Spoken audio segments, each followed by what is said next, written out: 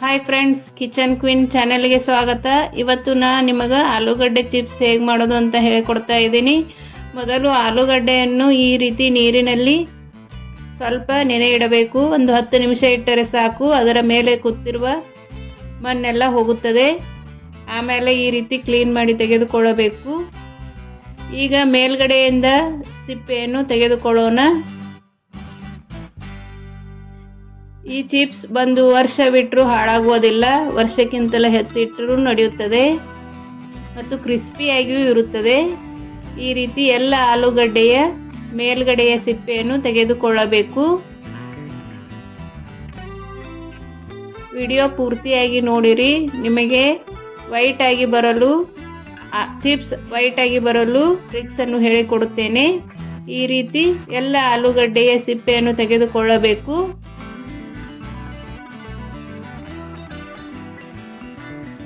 ತೆಗೆದುಕೊಂಡು ಈ ರೀತಿ ಚಿಪ್ಸ್ ಮನೆಯಿಂದ ಹೆರೆದುಕೊಳ್ಳಬೇಕು.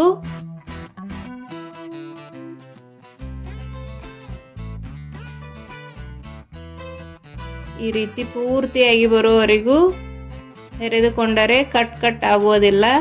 ರೌಂಡ್ ಆಗಿ ಚೆನ್ನಾಗಿ ಚಿಪ್ಸ್ ಬರುತ್ತದೆ.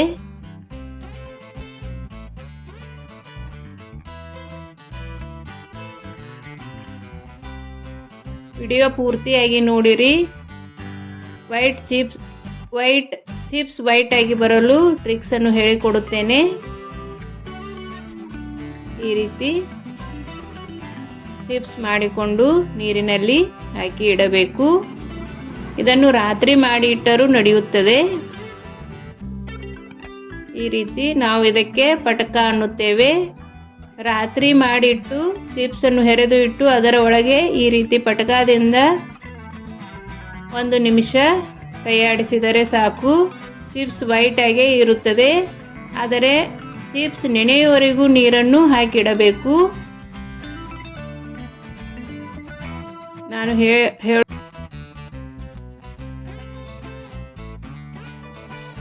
ಒಂದು ಬುಟ್ಟಿಗೆ ನೀರನ್ನು ಹಾಕಿಕೊಂಡಿದ್ದೇನೆ. ಅದು ಬಾಯ್ಲ್ ಆಗಬೇಕು. ಬಾಯ್ಲ್ ಆದ ತಕ್ಷಣ ಹೆರೆದಿರುವ ಚಿಪ್ಸನ್ನು ಇದರೊಳಗೆ ಹಾಕಿಕೊಳ್ಳುತ್ತೇನೆ. ನಾನು ಇದನ್ನು 2 ರಿಂದ 3 ಸಲ ಮಾಡಿಕೊಳ್ಳುತ್ತೇನೆ. ನನ್ನ ಬಾಣಲೆ ಚಿಕ್ಕದಾಗಿ ಇರುವುದರಿಂದ ನಾನು ಇದನ್ನು 2 ರಿಂದ 3 ಸಲ ಮಾಡಿಕೊಳ್ಳುತ್ತೇನೆ. ನೀವು ಒಂದೇ ಸತೇನೂ ಮಾಡಿಕೊಳ್ಳಬಹುದು. ಈ ರೀತಿ ಬಾಯ್ಲ್ ಆಗಬೇಕು. ಈಗ ಸಾಲ್ಟ್ ಅನ್ನು ಹಾಕಿಕೊಳ್ಳುತ್ತೇನೆ.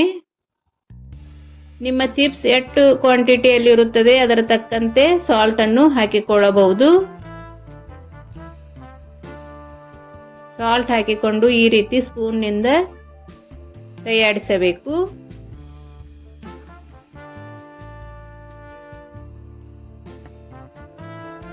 ಎಂಟು ರಿಂದ 10 ನಿಮಿಷವರೆಗೂ ಬಾಯ್ಲ್ ಮಾಡಿಕೊಳ್ಳಬೇಕು.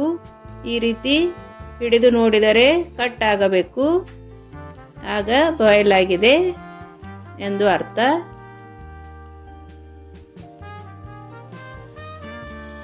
ಈ ರೀತಿ ಸ್ಪೂನ್ನಿಂದ ಮೇಲಿಂದ ಮೇಲೆ, ಮೇಲಿಂದ ಕೆಳಗೆ, ಕೆಳಗಿಂದ ಮೇಲೆ ಮಾಡುವುದರಿಂದ ಚಿಪ್ಸ್ ಚೆನ್ನಾಗಿ ಬಾಯ್ಲ್ ಆಗುತ್ತವೆ.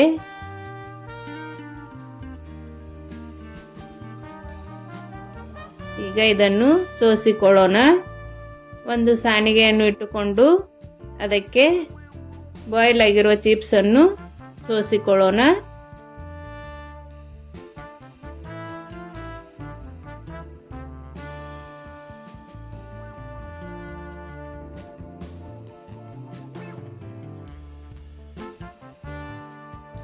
ಇದು 1 ವರ್ಷ ಇಟ್ಟರೂ ಹಾಳಾಗುವುದಿಲ್ಲ. ಅದಕ್ಕೆ ಜಾಸ್ತಿ ಇಟ್ಟರೂ ನಡೆಯುತ್ತದೆ. ಚಿಪ್ಸ್ ಯಾವಾಗಲೂ ಕ್ರಿಸ್ಪಿಯಾಗೇ ಬರುತ್ತವೆ. ಸೋಸಿಕೊಂಡಿರುವ ಚಿಪ್ಸ್ ಅನ್ನು ಈ ರೀತಿ ಒಂದು ಪ್ಲಾಸ್ಟಿಕ್ ಶೀಟ್ ಹಾಸಿಕೊಂಡು ಅದರ ಮೇಲೆ ಹಾಕಬೇಕು.